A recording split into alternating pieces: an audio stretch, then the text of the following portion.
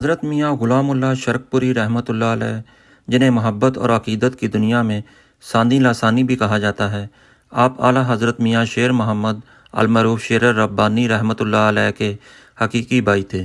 آپ کی پیدائش 1891 میں شرکپور شریف میں ہوئی۔ آپ کے ابھی بچپنے اور کھیلنے کے دن تھے کہ آپ سایہ پدری سے محروم ہو گئے۔ باطنی طور پر اس میں کیا حقیقت تھی ہم نہیں جانتے، مگر ظاہری طور پر یوں لگتا ہے کہ اللہ تعالیٰ نے ان کی تربیت اس شیر ربانی کے سپرد کرنی تھی جو سلسلہ نقش بندیہ میں بے بہا شہرت کے مالک تھے۔ اعلیٰ حضرت میاں شیر محمد شرک پوری رحمۃ اللہ علیہ اتباع نبوی کی جیتی جاگتی تصویر تھے۔ آپ نے زندگی بھر سنت نبوی کا اتباع کیا اور لوگوں کو بھی یہی درس دیا کہ زندگی کے ہر عمل میں سنت نبوی کا اتباع کرو۔ آپ جامع علوم و ظاہری و باطنی تھے۔ آپ زہد و تقوی، جود و سخا اور بردباری میں بے نظیر تھے۔ آپ نے حضور قبلہ ثانی صاحب کی تربیت اپنے ذمہ لی تو انہی صفات سے آپ کی زندگی کو بھی مزین کرنے لگے۔ حضرت ثانی ثانی میاں غلام اللہ صاحب نے اولاً قرآن پاک کی ناظرہ تعلیم حاصل کی۔ اس کے بعد وہ اسکول میں داخل ہوئے اور میٹرک تک تعلیم حاصل کرنے کے بعد انہوں نے طبیعہ کالج لاہور میں داخلہ لے لیا۔ حکیم حاضر کا امتحان پاس کیا۔ پھر کچھ عرصہ تک حکیم محمد اسماعیل مخی سے طبابت کے فن میں مہارت حاصل کرتے رہے، مگر آپ نے طبابت کے پیشے کو اپنایا نہیں۔ کیا خبر یہ انسان کی ان بیماریوں کو دور کرنے کی بنیاد ہو جن کا تعلق جسم کی بجائے روح سے زیادہ ہوتا ہے۔ آپ نبض پکڑتے تو اس کی حرکت سے روحانی بیماریوں کی تشخیص فرماتے اور دوا کی بجائے دعا اور نظر سے علاج فرماتے۔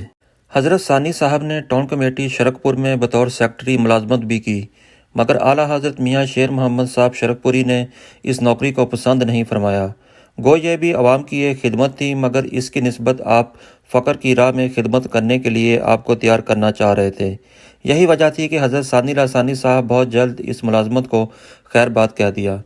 غالباً 1921 کی بات ہے کہ کسی شخص نے اعلیٰ حضرت میاں شیر محمد شیر ربانی سے عرض کیا کہ چونکہ حضرت قبلہ میاں غلام اللہ صاحب کا رجحان فقیری کی طرف نہیں ہے، بس شہزادگی کو پسند کرتے ہیں، آپ کے بعد اس مسند کا کیا بنے گا؟ آپ نے فرمایا، جب کوئی تھانے دار یا تحصیلدار بدل جاتا ہے تو اس کی جگہ پر کون آتا ہے؟ تو اعتراض کرنے والے نے عرض کیا کہ کوئی نیا تھانے دار یا تحصیلدار آ جاتا ہے۔ تو آپ نے فرمایا، اسی بات پر قیاس کر لو کہ میرے بعد اس گدی کو سنبھالنے والا بھی کوئی اہل گدی ہی ہوگا۔ یہ ایک ایسی بات تھی جس سے واضح ہوتا ہے کہ آپ حضور ثانی صاحب کو اس گدی کے اہل بنا رہے تھے۔ ماسٹر رانا شاہ محمد مرحوم اس بات کے راوی تھے کہ وہ اس وقت 8ویں جماعت میں پڑھتے تھے اور برج اٹاری سے جمعہ والا دن میاں صاحب کی مسجد میں نماز جمعہ پڑھنے کی غرض سے آیا کرتے تھے۔ ایک جمعہ کو اعلیٰ حضرت میاں صاحب بڑے سادہ طریقے سے تقریر فرما رہے تھے اور میاں غلام اللہ صاحب کلاہ پر طرح والی پگڑی باندھے محفل و واز میں بیٹھے تھے۔ آپ نے انہیں دیکھا، انہوں نے آپ کو دیکھا، آنکھیں چار ہوئی تو اچانک ایک نعرہ بلند ہوا۔ میاں غلام اللہ صاحب اپنی جگہ سے اٹھے اور بے خودی کی حالت میں آپ کے قدموں میں آ گرے۔ دکھانے والے نے کیا دکھایا اور دیکھنے والے نے کیا دیکھا، یہ ایک راز تھا اور راز ہی رہا، مگر نگاہ کم کر گئی۔ آپ میاں غلام اللہ سے ثانی ثانی بن گئے، پھر سلوک کی منزلیں طے کرتے چلے گئے۔ اسی طرح جب 1928 میں اعلیٰ حضرت میاں شیر محمد شرک پوری رحمۃ اللہ علیہ نے وصال فرمایا تو آپ دنیا روحانیت سے آشنا ہو چکے تھے۔ آپ میں انسان کی دلی کیفیات کو سمجھنے اور انہیں تبدیل کرنے کی صلاحیت پیدا ہو چکی تھی۔ یہ کم و بیش 1943 کی بات ہے۔ حضرت سید الف شاہ صاحب جو میاں صاحب کی مسجد میں بطور امام تھے اور بچوں کو قرآن پاک پڑھایا کرتے تھے، انہیں روحانی وظائف پڑھنے کا شوق پیدا ہوا۔ وہ رات گئے اس کام میں مشغول رہتے، روحانی دنیا میں ان کے سفر ہونے لگے۔ ایک دن فجر کی نماز کے بعد آپ اپنے حجرے میں تشریف فرماتے۔ یہ حجرہ حضرت ثانی صاحب کے حجرے کے قریب ہی تھا۔ حضور ثانی صاحب اپنے حجرے میں جانے کی بجائے الف شاہ صاحب کے حجرے میں چلے گئے۔ اس وقت حضرت قبلہ الف شاہ صاحب پر روحانی بارش ہو رہی تھی اور وہ اپنے ارد گرد کے ماحول سے بے خبر تھے۔ ثانی صاحب نے جو انہیں اس حالت میں دیکھا تو فرمایا، شاہ صاحب اتنی جلدی نہ کریں، ابھی تو اور بھی محنت کی ضرورت ہے۔ ثانی صاحب کا یہ فرمانا تھا کہ شاہ صاحب اپنی حالت میں واپس آ گئے اور ان کی بے خودی کی حالت بدل گئی۔ فرمایا، شاہ صاحب آپ میرے ساتھ میرے کمرے میں آئیں۔ آپ انہیں اپنے کمرے میں لے گئے اور اندر سے دروازہ بند کر لیا۔ کچھ نہیں کہا جا سکتا کہ کن کن رموز سے پردے اٹھائے گئے اور کن امور پر گفتگو ہوئی۔ بہرحال الف شاہ صاحب کو یہ شکوہ ضرور رہا کہ انہوں نے اجازت کے بغیر جس منزل کی طرف جانے کا سفر کیا تھا وہ منزل انہیں نہیں مل سکی۔ حضرت ثانی ثانی میاں غلام اللہ صاحب رحمۃ اللہ علیہ نے تحریک آزادی پاکستان میں بھی بھرپور کردار ادا کیا۔ مسلم لیگ کا شرف الشریف میں سب سے پہلا اجلاس آپ کی کوششوں سے اور آپ کی صدارت میں ہوا۔ اس کے اخراجات بھی آپ نے ہی ادا کیے۔ یہ جلسہ ملکانہ دروازہ شرف الشریف کے سامنے جو ڈیرا ہے وہاں ہوا تھا۔ اس جلسہ کی صدارت حضرت قبلہ ثانی صاحب نے خود فرمائی۔ اس جلسے میں معزز مہمان جو باہر سے تشریف لائے، ان میں چند اہم نام کچھ یوں تھے: راجہ غضنفر علی، شیخ کرامت علی، چودھری روشن دین بنگو، صوفی عبدالحمید، میجر عاشق حسین، چودھری محمد حسین چٹھا، ملک محمد انور، میاں افتخار الدین۔ ان ناموں کے علاوہ دیگر بہت سے عظیم رہنما بھی اس جلسے میں شامل تھے۔ جلسہ کا آغاز دن کے 10 بجے ہوا اور 2.5 گھنٹے تک اس کی کارروائی جاری رہی۔ لوگ آخر وقت تک جم کر بیٹھے رہے۔ اس جلسہ میں 50,000 روپے کی خطیر رقم بھی ایک تھیلی کی صورت میں مسلم لیگ کو پیش کی گئی۔ جلسے کے سارے اخراجات حضرت قبلہ ثانی صاحب نے خود برداشت کیے۔ اس جلسے کے بعد اب مسلم لیگ کو شرف الشریف میں ایک پلیٹ فارم پر کام کرنے کا موقع مل گیا۔ حضرت قبلہ ثانی صاحب اس کے سرپرست تھے۔ اس جلسے کے بعد چھوٹی بڑی میٹنگیں اکثر ہوتی رہیں اور اکثر مسلم لیگ کے ضلعی اجلاس میں آپ شرکت فرماتے رہے، بلکہ آپ نے پنجاب بھر میں ایک بھرپور دورہ کیا۔ اس سلسلے میں آپ کے لاہور، امرتسر، فیروز پور، لائل پور یعنی فیصل آباد، سرگودا، جنگ، میاں والی، ساہیوال، سابقہ منٹگمری، ملتان، بہاولپور کے دورے بہت اہمیت کے حامل تھے۔ آپ کی یہ کوششیں خوب رنگ لائیں۔ اللہ نے مسلم لیگ کو کامیابی عطا فرمائی اور مخالفین کے منہ کھلے کے کھلے رہ گئے۔ حضرت قبلہ ثانی صاحب کو تمباکو نوشی سے سخت نفرت تھی۔ ایک بار ایسا ہوا کہ آپ کے بڑے صاحبزادے میاں غلام احمد صاحب نے اپنی زمینوں پر تمباکو لگا دیا۔ تمباکو کی مہنگی پنیری زمین کی تیاری اور اسے لگوانے کے اخراجات بہت زیادہ تھے۔ ابھی فصل کو لگے ہوئے ایک ہفتہ ہی ہوا تھا کہ ثانی صاحب زمینوں پر چلے گئے۔ تمباکو کی کاشت کو دیکھا تو فرمایا یہ کس کی اجازت سے لگایا گیا ہے؟ اتنے میں صاحبزادہ صاحب بھی آ گئے۔ آپ نے ان سے سخت ناراض ہو کر پوچھا کہ یہ حرام کی فصل کیوں کاشت کی گئی ہے؟ حضرت صاحبزادہ میاں غلام احمد نے فرمایا حضور یہ بڑی نفع بخش فصل ہے۔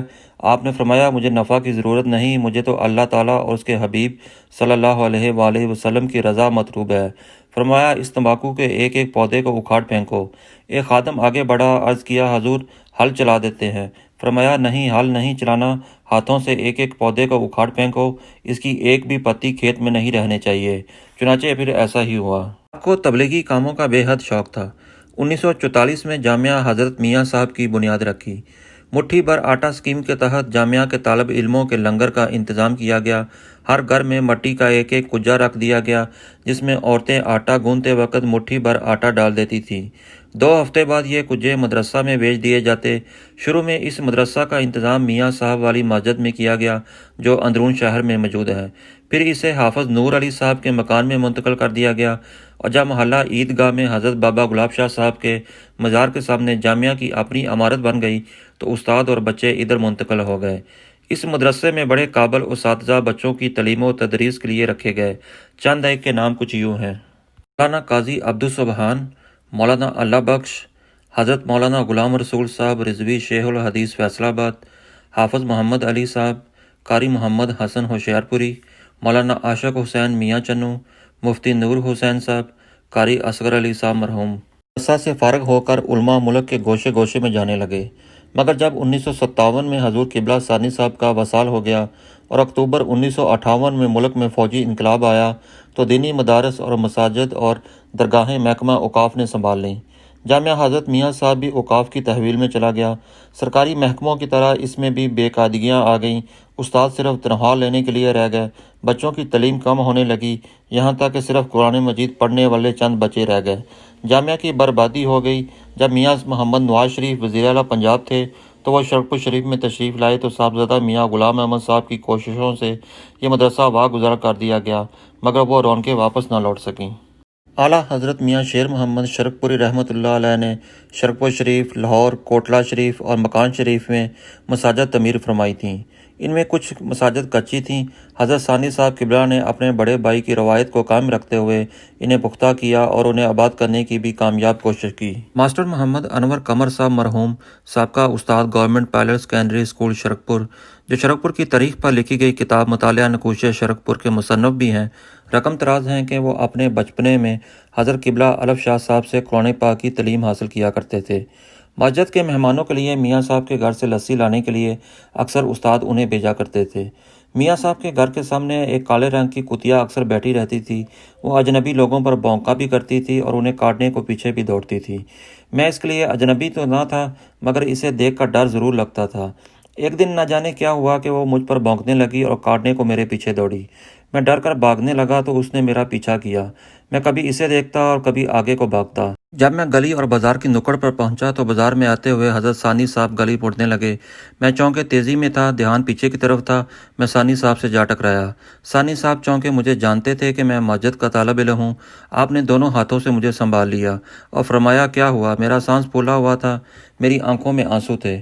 گھبراہٹ کے عالم میں بڑی مشکل سے بس یہ کہا، حضور کتیا کاٹنے کو میرا پیچھا کر رہی ہے۔